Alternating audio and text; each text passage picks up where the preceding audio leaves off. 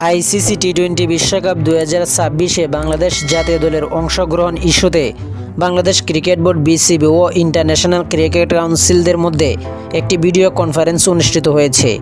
সংবাদ বিজ্ঞপ্তির মাধ্যমে ওই বিষয়টি নিশ্চিত করেছে বিসিবি।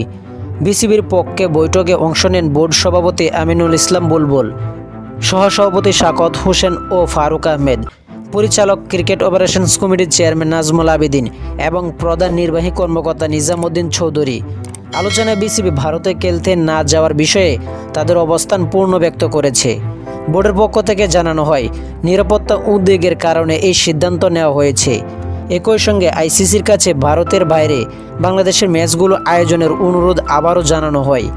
আইসিসির পক্ষ থেকে বলা হয়, টুর্নামেন্টের সূচি ইতিমধ্যে ঘোষণা করা হয়েছে এবং এ বিষয়ে বিসিবিকে তাদের অবস্থান পুনর্বিবেচনার অনুরোধও জানানো হয়। তবে বিসিবি জানিয়ে দেয়, তাদের অবস্থান অপরিবর্তিত রয়েছে। আলোচনার মাধ্যমে সম্ভাব্য সমাধান খুঁজে বের করতে উভয় পক্ষ যোগাযোগ অব্যাহত রাখার বিষয়ে একমত হয়েছে।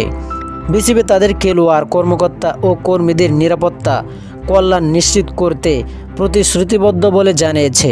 একই সঙ্গে বিষয়টির সমাধানের আইসিসির সঙ্গে গঠনমূলক আলোচনা চালিয়ে যাওয়ার কথাও পুনরায় উল্লেখ করেছে। এ প্রসঙ্গে গণমাধ্যমের সঙ্গে আলাপকালে বিসিবির সহসভাপতি শাকত হোসেন বলেন, আমাদের অবস্থান থেকে আমরা 1 ইঞ্চিও নড়ব না। ভারতে আমরা যাব না। আইসিসি কঠোর হয়নি, বাংলাদেশ ইতিবাচক স্থানে রয়েছেন। তো আশা করি যারা টি স্পোর্ট গ্যালারি চ্যানেলটি সাবস্ক্রাইব করেন না, সবাই টি স্পোর্ট গ্যালারি চ্যানেলটি সাবস্ক্রাইব করবেন।